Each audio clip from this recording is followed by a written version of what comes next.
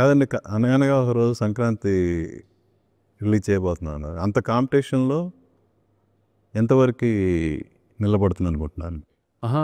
నేను ఇప్పుడున్న కాంపిటీషన్‌లో నా సినిమా ఎలా నిలబడుతుంది ఏంటో నాకు తెలీదు గానీ, నేను లాస్ట్ 2, 3 ఇయర్స్ సంక్రాంతి చూసి నేను నేర్చుకుందేంటంటే, సంక్రాంతిలో జనరల్‌గా ఒక మిడ్ రేంజ్ సినిమా ఏయటమే అడ్వాంటేజ్‌గా ఉంటుంది ఇప్పుడు.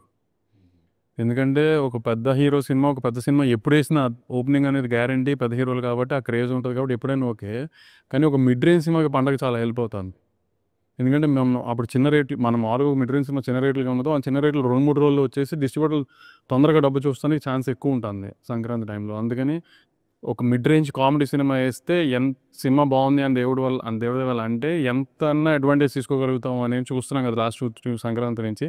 సో, అందుకని అది ట్రై చేద్దామని మిడ్ రేంజ్. డెఫినెట్‌గా ఓవర్ ఫ్లోస్ అనేటువంటివి ఏవున్నాయో ముందు ఆ టికెట్స్ అవైలబుల్ కానోళ్ళు కూడా డెఫినెట్‌గా వీటి వైపు అట్రాక్ట్ అవుతారు. సో, ఆ రకంగా కూడా అదే నెంబర్ ఆఫ్ థియేటర్స్ చూసుకుంటే అంటే ఇప్పుడు అదే మీకు చెప్తున్నాను. మీరు ఇందాక అన్నారు చూసారా డిస్ట్రిబ్యూటర్‌ని కాపాడుకుంటాం మనం ఏం జరుగుతుందని. ఇట్లా కాంపిటీషన్ వచ్చినప్పుడు నాది పెద్ద సినిమానా, చిన్న సినిమానా ఇట్ డజంట్ మ్యాటర్. నా డిస్ట్రిబ్యూటర్లు అందరూ అంత స్ట్రాంగ్. నేను చిన్న సినిమా తీసినా, మిడ్ రేంజ్ సినిమా తీసినా, పెద్ద సినిమా తీసినా ఇంత టైట్ సిట్యుయేషన్స్ వచ్చినా నా సినిమాకి కావాల్సిన థియేటర్లు వేయగలుగుతారు.